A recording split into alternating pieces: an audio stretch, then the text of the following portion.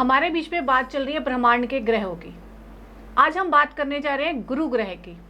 शास्त्रों में लिखा है कि गुरु ग्रह लाखों दोषों को दूर कर देता है। हमारे बीच में बात चल रही है ग्रहों की। आज हम बात करने जा रहे हैं गुरु ग्रह की। शास्त्रों में लिखा है कि गुरु 1.25 लाख दोषों को दूर कर देता है। क्या ये गुरु ग्रह हमेशा शुभ फल ही देता है? आइए जानते हैं इसके बारे में। वैदिक ज्योतिष के अनुसार गुरु ग्रह को देवताओं का गुरु कहा जाता है। गुरु धनु और मीन राशि का स्वामी है। गुरु कर्क में उच्च का माना जाता है और मकर में नीच का माना जाता है। गुरु आकाश तत्व का ग्रह है। कोई भी ग्रह शाश्वत ना शुभ होता है ना अशुभ होता है। सभी ग्रह शुभ अशुभता लिए हुए होते हैं। इसी तरह से गुरु हमेशा शुभ नहीं रहता।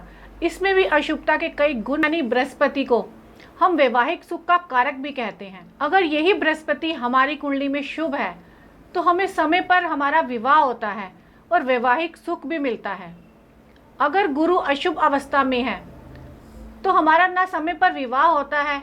अगर विवाह हो भी जाता है तो वैवाहिक जीवन में वाद विवाद या किसी तरह का तनाव मतभेद बना ही रहता है। गुरु ही हमें संतान का सौभाग्य प्राप्त करता है।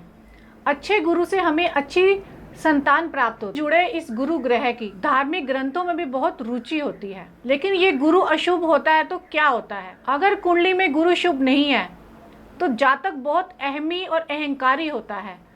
उसके अंदर अपने काम की इतनी ईगो होती है कि वो सामने वाले से सही ढंग से बात ही नहीं कर पाएगा और अपने आप को बहुत ही बड़ा चढ़ाकर दिखाएगा। अशुभ गुरु होने से जातक के अंदर ज्ञान की कमी अधिक। अगर किसी का गुरु खराब है तो उसके करीबी लोग भी उसका साथ छोड़ जाते हैं और उसके अहंकारी होने की वजह से उसके रिश्ते भी खराब हो जाते हैं। गुरु अगर कुपित है तो अपनी दशा अंतर्दशा में धन की कमी कर देता है, क्योंकि गुरु को धन का कारक भी कहा जाता है। तो धन का सौभाग्य हमें तभी प्राप्त होता है जब हमारी कुंडली में गुरु शुभ अवस्था में है। जब हमारी कुंडली में गुरु पंचम स्थान में होता है तब हमें संतान होने में बहुत विलंब होता है या संतान से जुड़ी कोई ना कोई परेशानी बनी रहती है। अगर गुरु छठे भाव में है तो लीवर से जुड़ी भी कोई ना कोई परेशानी रहती है, क्योंकि पंचम और षष्ठम भाव से हम पेट देखते हैं और गुरु की इन भावों में अवस्था होने पर हमें पेट से जुड़ी कोई ना कोई परेशानी बनी रहती है। लीवर और पित्त की परेशानी हमें रहती है। भी बृहस्पति ग्रह की कमजोर होने की वजह से इस तरह की समस्याएं हैं। तो आइए मैं आपको कुछ उपाय बताती हूँ जिन उपायों को करने से इन समस्याओं का समाधान होगा। अगर आपकी कुंडली में गुरु कमजोर है तो आप गुरु अवश्य धारण करें।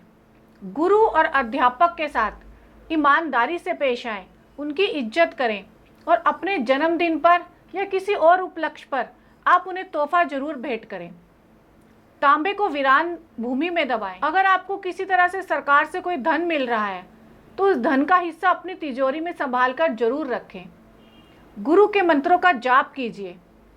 ओम ग्राम ग्रीम ग्रोम स गुरुआय नमः का 108 बार हल्दी की माला से सुबह सूर्योदय के समय जाप की पा रहे हैं कि कुंडली में किस ग्रह की वजह से आपके जीवन में समस्या आ रही हैं। तो आइए मेरे पास, मैं आपको बताऊंगी कि किन उपायों से आपकी समस्याओं का समाधान होगा। अगर आप मुझसे जुड़े रहना चाहते हैं तो नीचे दिए बटन पर सब्सक्राइब कीजिए और बेल आइकन का बटन अवश्य दबाइए ताकि मेरे आने वाले अगले वीडियो आप तक पहुंचते रहें। तो देखते रहिए मेरा विशेष कार्यक्रम। नमस्कार।